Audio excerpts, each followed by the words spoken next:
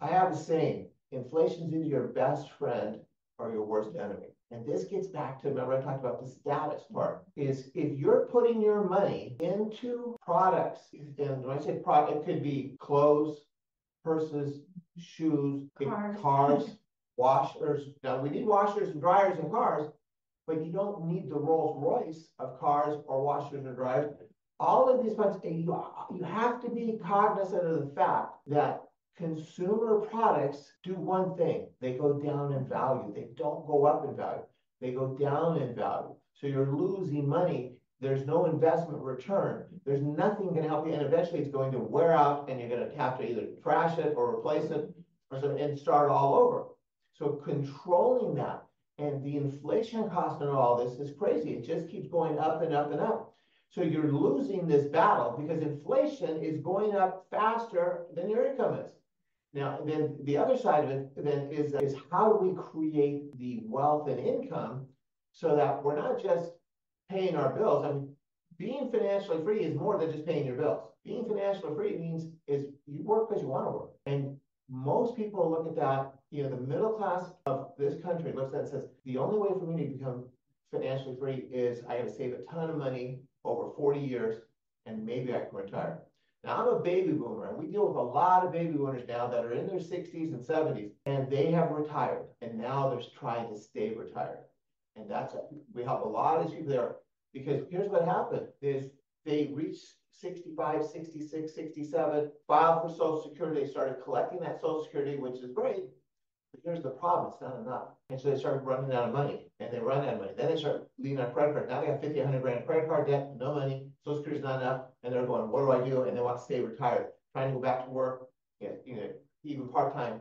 They don't want to do that. And they have no idea. We can help you with those situations, but this is something we deal with on an everyday basis. Okay. All right, let's go ahead and get to the budget outline. All right, here's a budget scenario for our typical client. As you can see on your screen there, their mortgage payment is about $2,500 a month. Now, this is with a 400 mortgage. These are people that refinanced during the COVID era where they got a 2.5% to 3.5% mortgage rate. So they have a great payment on that. But we've got the other bills and utilities, phone, now car payment, $275 is actually kind of on the low side. Most of the people are like $450 to $600, I would say is kind of normal. Although we have some that are in the $1,200, $1,500 range too. And you can see the different bills now. Fuel, $90, that's probably a little bit low. But in today's world, that's like 1 week. That's not going to cover a month, right? In fact, maybe not if you drive a lot. If you're working remote, it works, yeah. All right, auto insurance and so on. But here's the big one, is the credit card debts. And you can see toward the bottom, where we have 25 credit card debt with $750 as a minimum payment. And that minimum payment is basically pretty much just interest. You're not even making any principal reduction.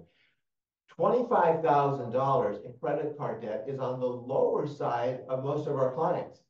$50,000 to $100,000 is not uncommon. So if you're in that $25,000 to $50,000 in credit card debt, I'm telling you, that is very common now. But it's a huge problem, especially if you're paying 30 to 35% interest. So we have to have a strategy on how we can address the problem. At the bottom, you can see state and federal income tax. Don't forget that you got to pay income taxes. Now, if you're self-employed, you may have some write-offs on that. But we always got to factor in that we have to pay the state and the federal government Social Security in that. So the total number on here, as you can see, is about $7,000 a month. So most of our middle income clients, this is where they're at. They're somewhere in that $6,000 to $8,000 a month with everything that they have to pay each month. And that becomes a problem because after they get their income, after paying income tax, there's a shortfall. So how do we address this? Well, if you're a homeowner, depending on what county you live in Southern California, and what the size of your house and all of that, but the median price home in LA County is in this $800,000 to $900,000 range. Orange County median price home is about $1.2 million. In Riverside, San Bernardino is more in the $500,000 to $600,000 neighborhood. But we're going to work with this typical scenario. The home's worth about $800,000. They have a first mortgage of about $400,000, which means they have $400,000 in equity. But they only have usually $5,000, $10,000, $15,000 saved. Not enough. And then they have the $25,000 to $50,000 in credit card debt, then $40,000 car loan, and so on. And they're going backwards financially. And this is what I said, where you become the slave to paying the bills. So how do we strategically work things where you can turn things around and you can improve your financial situation?